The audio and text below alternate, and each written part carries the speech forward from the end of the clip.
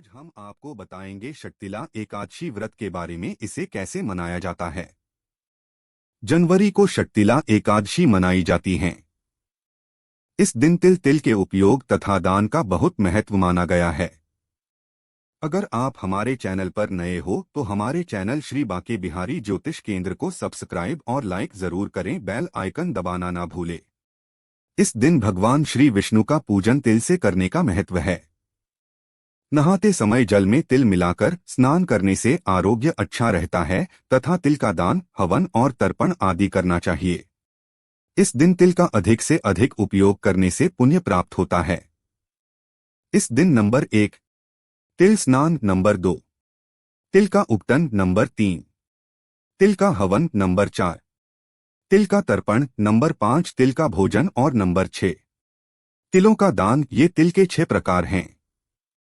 इनके प्रयोग के कारण यह शक्तिला एकादशी कहलाती है तथा इसका बहुत पुण्य प्राप्त होता है।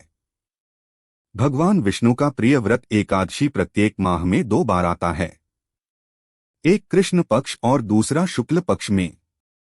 एक वर्ष में 24 एकादशियां आती हैं और जिस वर्ष अधिक मास हो उस वर्ष इनकी संख्या 26 हो जाती हैं। एकादशी का व्रत माघ मास की कृष्ण पक्ष की एकादशी को रखा जाता है, जिसे शक्तिला एकादशी कहा जाता है। इस एकादशी के व्रत से सभी पापों का नाश होता है। धार्मिक शास्त्रों के अनुसार एकादशी के व्रत उपवास का बहुत महत्व है।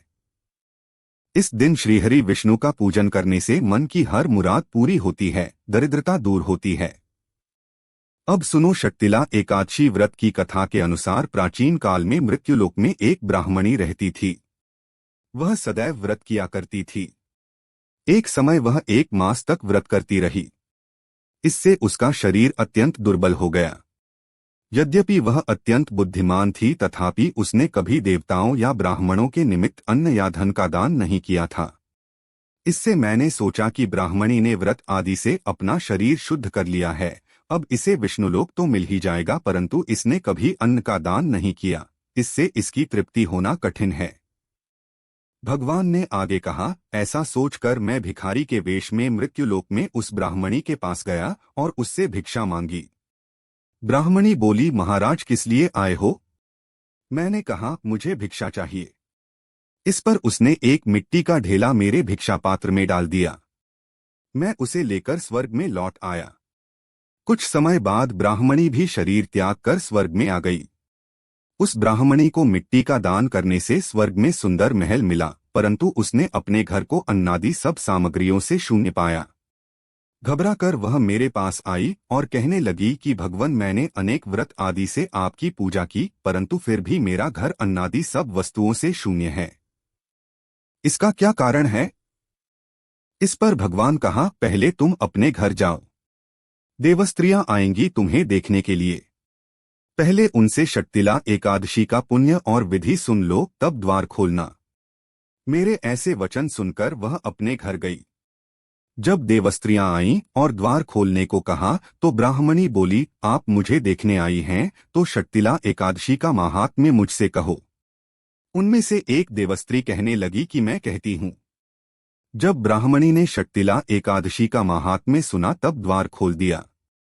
देवांगनाओं ने उसको देखा कि न तो वह गांधर्वी है और न आसुरी है, वरन पहले जैसी मानुषी है।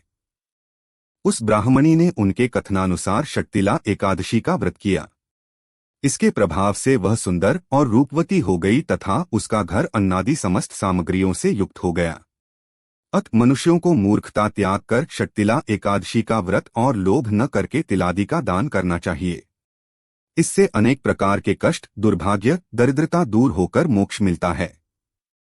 उम्मीद करता हूँ आप सभी को यह कथा अच्छी लगी होगी। कृपया कमेंट बॉक्स में बताएं। सभी को राधे राधे।